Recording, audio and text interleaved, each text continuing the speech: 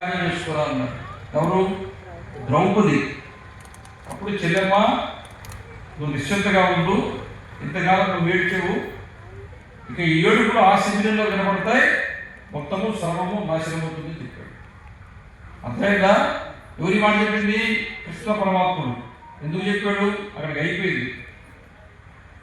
ద్వారకానగరం నుంచి ఒకరోజు రథంలో ప్రయాణం పోతూ ఉన్నాడు కృష్ణుడు. పోతూ ఉంటే నారద మహర్షి వచ్చాడు. వచ్చి పరమాత్మ ఎక్కడికి పోతున్నా ఉన్నాడు. అడవిలో ఉండేటువంటి పాండవుల్ని పరామర్శించి రావడానికి పోతున్నానని చెప్పాడు. అప్పుడు నారద మహర్షి ఏమన్నాడంటే,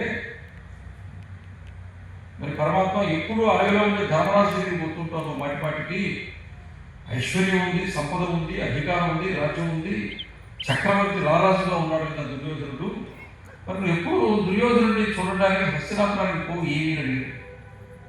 చెప్పాడు.